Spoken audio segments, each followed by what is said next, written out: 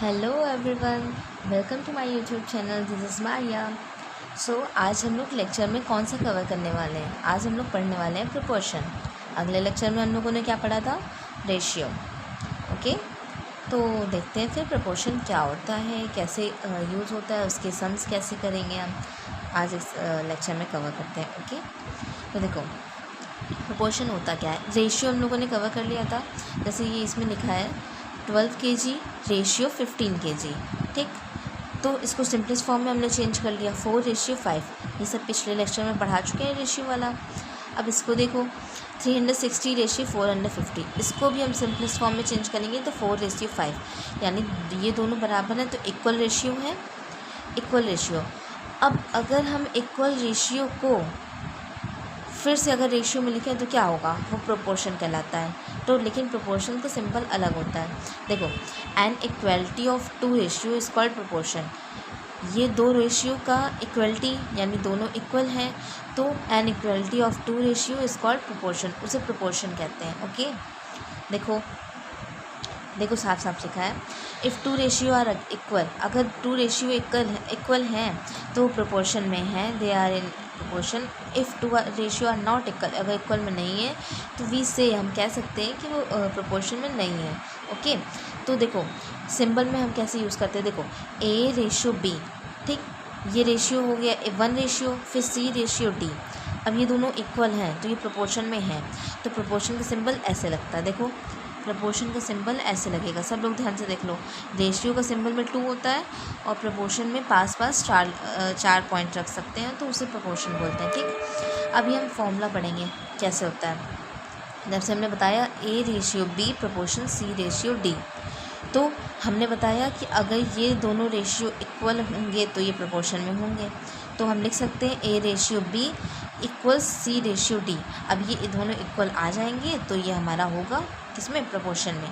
अब एक फॉर्मूला होता है, देखो पहले क्या है, हमने देखा A ratio B is equal to C ratio D, तो बीच वाले टर्म्स को हम क्या कहते हैं?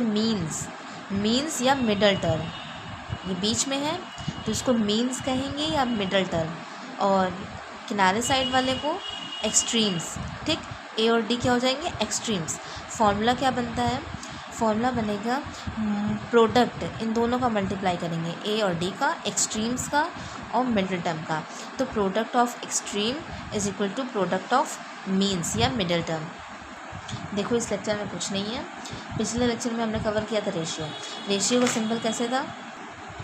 रेशियो का सिंबल हम लोग ऐसे बनाते हैं। ठीक, प्रोपोर्शन का सिंबल ऐसे। ओके, अब हमने बोला कि कोई इक्वल रेशियो जैसे ए रेशियो बी हो गया 1 रेशियो, एक रेशियो ये है ए रेशियो बी, दूसरा रेशियो मान लें सी रेशियो डी। अगर ये दोनों इक्वल हैं तो ये दोनों प्रोपोर्शन में हैं, प्रोपोर्शन का सिंबल ऐसे। ठीक, अगर ये दोनों इक्वल आ गए तो प्रोपोर्शन में हैं। ओके, अब तो प्रोपोर्शन में होने के लिए ये हमने क्या बताया? मिडिल टर्म्स होंगे, मिडिल टर्म या मीन्स। ओके, और ये लास्ट वाले जो होंगे किनारे साइड वाले वो एक्सट्रीम्स होते हैं हमारे। ठीक, अब देखो ए रेशियो बी को हम क्या लिख सकते हैं? ए अपॉन बी, और सी रेशियो डी को सी अपॉन डी लिख सकते हैं ना। अब तो हमने क्या बताया था, कोई भी हो तो वो हो सकता है क्रॉस मल्टीप्लाई, तो इसका मल्टीप्लाई करेंगे तो ए डी हो जाएगा, ए डी हो गया ए डी, और इसका मल्टीप्लाई किया बी सी, हो गया कि नहीं हो गया? वैसे ही या तो हम ऐसे करके लिख सकते हैं या तो हम लिखेंगे formula product of middle terms. Product of middle term कौन है? बी सी और प्रोडक्ट ऑफ एक्सट्रीम टर्म्स यानी ए डी। ये हमारा फॉर्मूला बन गया, ये इसी से हमारे सम्स लगेंगे आगे। ओके, तो ये बेसिक हम लोगों ने क्लियर कर लिया। अब पढ़ेंगे हम लोग एक्सरसाइज 12.2। ओके, तो अब हम लोग एक्सरसाइज कवर करेंगे। तो पहला क्वेश्चन देखते हैं क्या कह रहा है, रीड करते हैं। Which of the following are in proportion, इनमें से कौन से नंबर्स प्रोपोर्शन में हैं? तो एक एक करके हम चेक कर लेते हैं प्रोपोर्शन में है कि नहीं। तो कैसे चेक करेंगे? हमने फॉर्मूला बताया था कि प्रोडक्ट मतलब होता है मल्टीप्लाई, ठीक, किसी भी संख्या का। तो प्रोडक्ट ऑफ किसका बोल रहा है? Product of extremes is equal to product of mean term. ठीक, ये हम फॉर्मूला रखेंगे। अगर हमारा इक्वल हो रहा है, अगर हमारा प्रोडक्ट इक्वल आ रहा है तो ये प्रोपोर्शन में है। ठीक, देखो कवर करके देखते हैं। देखो 4, 5, 8, 10 दिया था क्वेश्चन में, तो हम फॉर्मूला लिखेंगे। पहले हमने फॉर्मूला लिखा नहीं है। प्रोडक्ट ऑफ, आप लोग लिख लीजिएगा, प्रोडक्ट ऑफ एक्सट्रीम्स कितना आ गया 4 × 10, फिर is equal to product of means या मिडिल टर्म्स, तो 5 × 8, अब 40। अब ये देखो इक्वल में आ रहे हैं, इक्वल हैं। हमने बताया था अगर इक्वल हैं दोनों रेशियो तो हमारे प्रोपोर्शन में होंगे, तो हम लिख सकते हैं 4:10 इज इक्वल टू 5:8। ओके, तो देखो पहला नंबर हमें आ गया कि प्रोपोर्शन में है, तो हम लिख सकते हैं 4:5 इज प्रोपोर्शन, फिर लगाएंगे 8:10। एक ये रेशियो हो जाएगा, एक ये रेशियो हो जाएगा। अगर दोनों इक्वल आ रहे हैं तो बीच में प्रोपोर्शन लग जाएगा। ठीक, अब सेकेंड नंबर में देखेंगे कि प्रोपोर्शन है कि नहीं, तो वैसे ही करेंगे। Product of extremes is equal to product of means. ठीक, तो इसमें हम लोग सिंपली ऐसे भी बिना सॉल्व करे भी देख सकते हैं। इनका मल्टीप्लाई करेंगे प्रोडक्ट ऑफ एक्सट्रीम, तो कितना आ जाएगा 5 4 20, 200। इधर भी आ जाएगा 200, इक्वल है तो हम लिख सकते हैं 5:10 प्रोपोर्शन 20:40, ये हमारे प्रोपोर्शन में है। ठीक, अब देखो थर्ड भी आ जाएगा वैसे ही। फोर्थ देखते हैं, फोर्थ में क्या है 1 2 3 4। अब फिर से फॉर्मूला लगाएंगे, product of extremes is equal to product of means. तो प्रोडक्ट ऑफ एक्सट्रीम कितना आ जाएगा 4 का मल्टीप्लाई 1 से 4 और 3 का मल्टीप्लाई 2 से 6। 4 इज इक्वल टू 6, लेकिन इक्वल नहीं हो रहा है, तो हम लिख सकते हैं 4 डज नॉट इक्वल टू 6। तो हमारा दिस इज़ नॉट, फिर ये प्रोपोर्शन में नहीं है तो नीचे लिख सकते हैं so this is not in proportion. ठीक, ये दोनों हमारे प्रोपोर्शन में थे, इसको निकाल लेना। ओके, अब सेकेंड नंबर हम सॉल्व करेंगे। सेकेंड में रीड करते हैं क्वेश्चन क्या कह रहा है। Which of the following statement are true, इनमें से कौन से स्टेटमेंट ट्रू है। तो देखो क्या लिखा है। फर्स्ट नंबर में 8:10 इज इक्वल टू 12:15।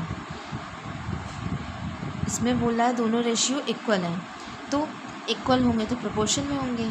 अब इक्वल हैं कि नहीं है तो हम फॉर्मूला लगा के चेक कर सकते हैं। The product of extremes is equal to the product of means. ठीक, तो 8 का मल्टीप्लाई 15 से करेंगे, 12 का मल्टीप्लाई 12 से करेंगे। अगर इक्वल आ रहा है तो हमारा सही होगा। देखो 8:10, 12:15 था। अब product of extremes 8 × 15, product of means 8 10 × 12, ये 120 आ रहा है, इक्वल है तो हम लिख सकते हैं yes this statement is true. क्यों, क्योंकि इसमें बोला ही था कि इक्वल है, इक्वल आ भी रहा है, तो ये स्टेटमेंट ट्रू है। सेकंड देखेंगे, सेकंड क्या है 6:8, 10:12। अब प्रोडक्ट ऑफ वही product of extremes 6 × 12, product of means, ये देखो इक्वल नहीं आ रहा है तो हम यहाँ लिख सकते हैं no this statement is not true. ठीक, ऐसे ही सारे हो जाएंगे। थर्ड देखते हैं, थर्ड में क्या है। थर्ड में यहाँ पे थोड़ी वैल्यू चेंज हुई है। 500 ग्राम और रेशियो 5 किलोग्राम। ये ग्राम में है, ये किलोग्राम में, इधर भी सेंटीमीटर में, मीटर में। तो देखो अगर कोई रेशियो में दिया है, जैसे कि ये दोनों रेशियो में दिए हैं तो यूनिट सेम ही होगी। ठीक, इन दोनों की मैच हो या ना हो, लेकिन ये रेशियो आपस में रेशियो में है ना, ये आपस में रेशियो में है, तो ये सेंटीमीटर में तो ये भी सेंटीमीटर में होगा, ये ग्राम में है तो ये भी ग्राम में होगा। तो पहले हम लोग चेंज करेंगे फिर निकालेंगे फॉर्मूला में रख के। तो देखो 5000 ग्राम था और 1.5 किलोग्राम था, तो किलोग्राम को हम ग्राम में चेंज कर सकते हैं। तो किलोग्राम को 1 किलोग्राम में 1000 ग्राम होते हैं, तो हम 1000 ज़ीरो बढ़ा देंगे, 1 एक संख्या के पहले पॉइंट है, 1 नंबर्स के पहले डेसिमल है, तो कितना आ जाएगा 1500 ग्राम। फिर इधर 30 सेंटीमीटर, इसको भी मीटर को सेंटीमीटर में चेंज करेंगे, तो सेंटीमीटर में चेंज करेंगे तो वही 1 मीटर में 100 सेंटीमीटर मल्टीप्लाई कर देंगे, ये हमारा सेंटीमीटर में चेंज हो गया। तो देखो 30 सेंटीमीटर 150 सेंटीमीटर, ग्राम ग्राम। ठीक, यूनिट सेम हो गई। अब हम लोग फॉर्मूला लगाएंगे, product of extremes is equal to product of means. तो प्रोडक्ट ऑफ एक्सट्रीम्स कितना है 5000 मल्टीप्लाई 150 और product of means 1500 multiply 30। Okay, अब इसका मल्टीप्लाई किया तो ये आ गया, लेकिन इक्वल नहीं है तो हम लिख सकते हैं so this statement is not true. Okay guys, तो ये हम 3 क्वेश्चन दिखा दिए। 4th क्वेश्चन भी आप लोग ऐसे ही कर लेना, ठीक है। थर्ड क्वेश्चन हम लोग देखेंगे, रीड करेंगे क्या लिखा है। The first, second and fourth term of proportion, proportion के फर्स्ट, सेकेंड और फोर्थ टर्म दिए हैं। ठीक, क्या है, फर्स्ट टर्म 7 है, सेकेंड 14 है, फिर फोर्थ है, तो फोर्थ 50 है। पूछ क्या रहा है, find the third term, third term पूछ रहा है। तो सिंपल है।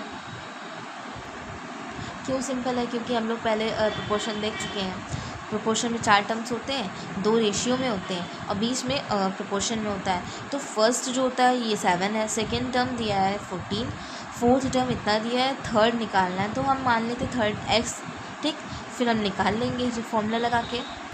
देखो गाइस, क्या है, the first term 7, second term 14, fourth term 15। अब हमें थर्ड टर्म निकालना है, थर्ड टर्म पूछ रहा है। तो लेट, माना third term is x, okay. अब प्रोपोर्शन में था तो रखेंगे फर्स्ट टर्म क्या है 7, रेशियो 14, प्रोपोर्शन में है तो प्रोपोर्शन लगाएंगे, फिर थर्ड टर्म x ले लिया, फोर्थ टर्म 50, ठीक, ये हमने रख लिया। अब फॉर्मूला लगाएंगे, product of extreme is equal to product of means या मिडिल टर्म, ठीक। तो 7 का मल्टीप्लाई 50 से होगा और 14 का मल्टीप्लाई x से, 14 का मल्टीप्लाई x से होगा तो 14x और इसका 350। अब 14x यहाँ मल्टीप्लाई में है तो 14 जाएगा उधर इक्वल के उधर, डिवाइड में हो जाएगा, डिवाइड करेंगे तो x की वैल्यू कितनी आ गई 25। तो हमें हमारा थर्ड टर्म निकाला है, द थर्ड टर्म इज़ 25। ये हमारा आंसर हो गया, आंसर, ओके। नेक्स्ट क्वेश्चन देखेंगे 4 नंबर। 4 में क्या है, find the x in the each of the following. इसमें भी x की वैल्यू पूछ रही है, तो बहुत सिंपल है। जैसे अभी पीछे ये थर्ड बताया था, थर्ड वाला वैसे ही करना है।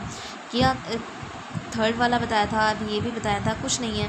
देखो फॉर्मूला फिर से लिखेंगे, द प्रोडक्ट ऑफ एक्सट्रीम, तो कितना हो जाएगा 8x is equal to the product of means, तो 120, ठीक। अब 8x तुमने लिखा था मल्टीप्लाई में है तो 120 के डिवाइड में चला जाएगा, तो 120 में से 8 का डिवाइड कर देंगे, आंसर हो जाएगा, x की वैल्यू निकल आएंगे। ये देखो x रेशियो 10, 12 रेशियो 8, फॉर्मूला लगाया, product of extreme is equal to product of means, ये हो गया 8x और ये 120, ठीक।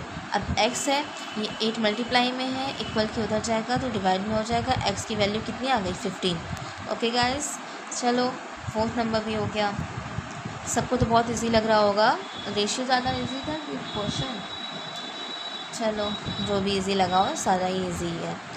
5th क्वेश्चन देखते हैं, the ratio between length and width of a rectangle 5:3, ठीक। एक रेक्टेंगल है, उसकी लेंथ और विड्थ रेशियो में दी है 5:3, ठीक। अब सेंटीमीटर में क्या दिया है, if the width is 18 centimetre, width कितनी है 18 सेंटीमीटर, तो लेंथ निकालना है, ओके। तो ये भी बहुत इजी है।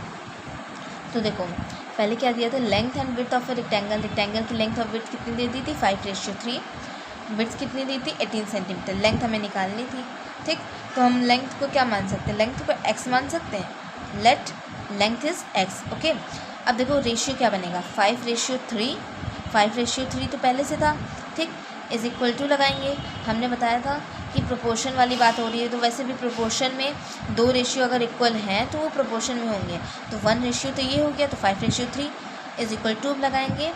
अब क्या बनेगा, यहाँ पे लेंथ निकालनी है, तो देखो पहले यहाँ पे लेंथ थी फिर विड्थ थी, इसलिए इसमें भी हम पहले लेंथ रखेंगे फिर विड्थ रखेंगे, ठीक। तो इज इक्वल टू लेंथ कितनी है x सेंटीमीटर, और क्या है 18 सेंटीमीटर, ठीक।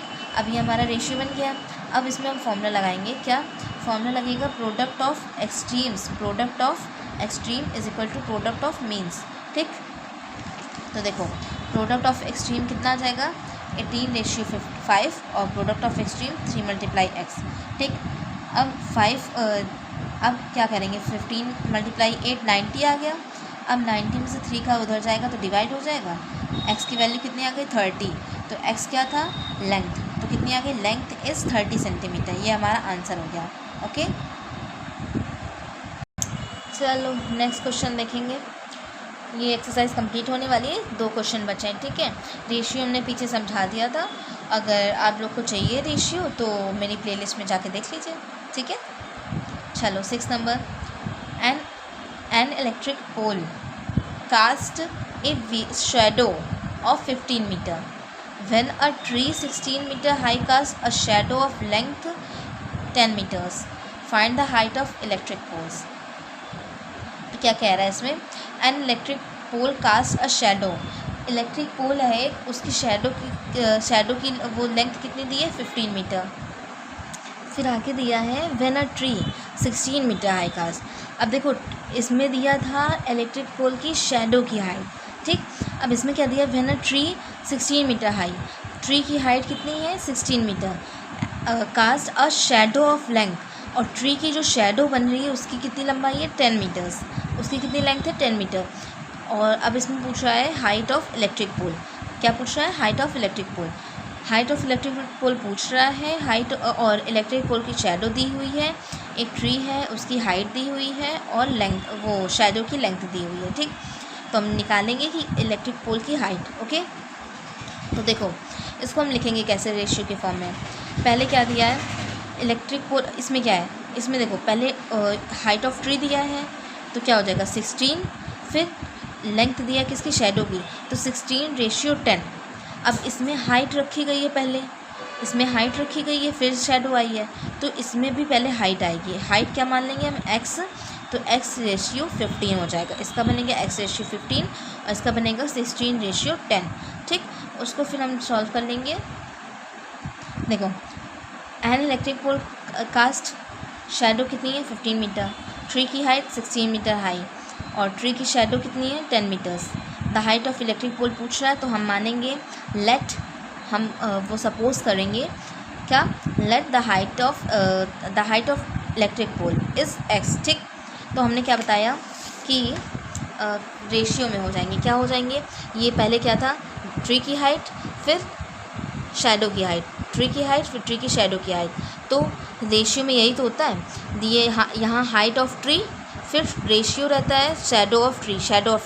तो रेशियो को हम अपॉन में लिख सकते हैं। तो देखो height of tree upon shadow of tree. अब यहाँ हाइट है तो यहाँ भी हाइट होगी, ये नहीं कि पहले आप शैडो लेते आओ, क्योंकि इधर साइड रेशियो में पहले हाइट दी हुई है, तो ये तो है नहीं कि तुम यहाँ पे इस रेशियो में तुम शैडो लिख दो, नहीं। इधर रेशियो में पहले अपॉन में कौन है? हाइट। तो इधर भी अपॉन में क्या होगा? Height of electric pole. अब देखो इलेक्ट्रिक पोल इधर, ट्री इधर, ठीक। पहले हाइट आई है, हाइट ऑफ ट्री, तो इधर भी लिख देंगे हाइट ऑफ इलेक्ट्रिक पोल, फिर अपॉन में shadow of electric pole. Height of tree is equal to height of tree upon shadow of tree, ठीक। अब इसकी वैल्यू रखेंगे। तो हाइट ऑफ इलेक्ट्रिक पोल हमने सपोज किया था x, तो लिख देंगे x/15, फिर इधर होगा 16/10, ठीक। अब इसका क्रॉस मल्टीप्लाई करेंगे, या तो हम इसको ऐसे भी लिख सकते थे कि हाइट ऑफ ट्री और शैडो ऑफ ट्री प्रोपोर्शन में थे, रेशियो में। तो हाइट ऑफ ट्री कितनी थी? 6:10, और इसमें क्या थी? x/15। तो या तो हम क्रॉस मल्टीप्लाई करते तो x का मल्टीप्लाई 10 से, ठीक है। तो क्रॉस को मल्टीप्लाई करके या तो निकाल लेंगे, तो 10x = 16 × 5, या तो हम फॉर्मूला निकालेंगे कि product of extremes is equal to product of means, ठीक। तो वही आएगा। प्रोडक्ट ऑफ मीन क्या है? 6 × 15, ठीक है, 16 है। तो आगे सॉल्व कर लेंगे, तो x की वैल्यू हमारी आ गई, कितनी आ गई? 24 मीटर, ठीक। 24 मीटर क्या आई? The height of electric pole की हाइट कितनी आ गई? 24 मीटर, ठीक। ये हमारा आंसर हो गया। चलो नेक्स्ट क्वेश्चन देखते हैं। 7th question. 7th क्या है? The scale of map is 1:2 lakh. What the actual distance does 4.5 centimetre on map represent? तो स्केल की एक्चुअल मैप कितनी है? मैप की स्केल एक्चुअल कितनी है? 1 नहीं, एक्चुअल पूछ रहा है। एक्चुअल बोल रहा है कि 4.7 मीटर में मैप को रिप्रेजेंट करो, ठीक। और स्केल दिया है मैप का 1:2 lakh, ओके। तो इसको हम सॉल्व करके देखेंगे। देखो द स्केल ऑफ मैप कितनी दी थी? एक रेशियो दिया था 1:2 lakh, ठीक। अब इधर 4.5 दिया है, ये हमें एक्चुअल रेशियो पूछ रहा है 4.5 में, ठीक। तो इसको हम लिख सकते हैं 1 ये हो गया। तो या तो हम इसे लिख सकते हैं कि 1:2 lakh, फिर इज इक्वल टू क्या लिख सकते हैं? 4.5 x, ठीक। x लिख सकते हैं, ठीक है। अब इसका मल्टीप्लाई इससे होगा, इसका मल्टीप्लाई इससे होगा, तो वही हमने लिखा इसका मल्टीप्लाई इससे, तो ये होगा। लेकिन देखो अब हम इसको ऐसे भी लिख सकते हैं कि 1:2 लाख को हम अपॉन में लिख सकते हैं, फिर 4.5:x को अपॉन में लिख सकते हैं। फिर अब इसका क्रॉस मल्टीप्लाई होगा। उससे पहले ये जो यहाँ पर डेसिमल था, डेसिमल हटाएंगे तो नीचे 0 बढ़ जाएगा, तो क्या हो जाएगा 10 होगा। ठीक, तो 10 होगा। फिर उसके बाद यहाँ पे क्रॉस मल्टीप्लाई होगा, तो इसका मल्टीप्लाई इससे, यानी 10x का मल्टीप्लाई इधर हो जाएगा, फिर 45 का मल्टीप्लाई इससे हो जाएगा। ठीक, तो अब इससे मल्टीप्लाई हुआ, तो इससे मल्टीप्लाई करने के बाद कितना आया 90 लाख। फिर 90 लाख के बाद 110 कट गया 10 से डिवाइड करने पे, तो कितना आया x की वैल्यू इतनी आ गई। ठीक, अब ये हमारे सेंटीमीटर में आया। क्या आया सेंटीमीटर में? क्यों? क्योंकि ये 4.5 सेंटीमीटर जो मैप में रिप्रेजेंटेशन दिया था उसमें सेंटीमीटर में दिया था, इसलिए जो हमारी वैल्यू आई है एक्चुअल डिस्टेंस कितनी आई है सेंटीमीटर में आई है 9 लाख। ठीक, 9 लाख सेंटीमीटर ये हमारी क्या आ गई एक्चुअल डिस्टेंस। अब हमें आंसर आएगा किलोमीटर में, तो हम किलोमीटर में चेंज कर लेंगे। तो 1 किलोमीटर में कितने सेंटीमीटर होते हैं 1 लाख सेंटीमीटर। ठीक, देखो 1 किलोमीटर में कितने सेंटीमीटर होते हैं, तो 1 किलोमीटर में सबको पता कितने मीटर होते हैं 1000 मीटर होते हैं। अब यहाँ सेंटीमीटर है, तो 1 मीटर में कितने सेंटीमीटर है 100, तो 2 0 और लग जाएगा, तो कितना बन गया 1 लाख। तो 1 लाख में 1 किलोमीटर में कितने लाख सेंटीमीटर होते हैं 1 लाख सेंटीमीटर। ठीक, अब कितने किलोमीटर निकालना है इतने सेंटीमीटर में, 1 किलोमीटर में इतने सेंटीमीटर, तो इतने सेंटीमीटर में कितने किलोमीटर होंगे, तो इधर क्रॉस मल्टीप्लाई होगा फिर से, तो इधर होगा तो ये न्यूमरेटर में जाएगा, फिर ये नीचे आएगा यानी डिनोमिनेटर में डिवाइड कर देंगे, सारे 0 0 कट जाएंगे, कितना आ जाएगा 9 किलोमीटर। तो हमारी एक्चुअल डिस्टेंस कितनी आ गई, एक्चुअल डिस्टेंस इज़ 9 किलोमीटर। ये हमारा आंसर हो गया। ओके, तो आज की एक्सरसाइज और बेसिक प्रोपोर्शन का हम लोगों ने कवर कर लिया है। सुपर डुपर इजी था, सबको पता है, सबको इजी लगा होगा। कमेंट करो सब लोग कैसा लगा वीडियो। और भी आगे एक्सरसाइज हैं उसको करने के लिए फिर अगले लेक्चर में हम उसको पढ़ाएंगे। ठीक है, नेक्स्ट एक्सरसाइज 12.3 और रेशियो वगैरह की एक्सरसाइज चाहिए या डेसिमल वगैरह की, तो आप हम लोग की प्लेलिस्ट में देख सकते हैं हमारे channel Maria Gupta. Okay, bye bye.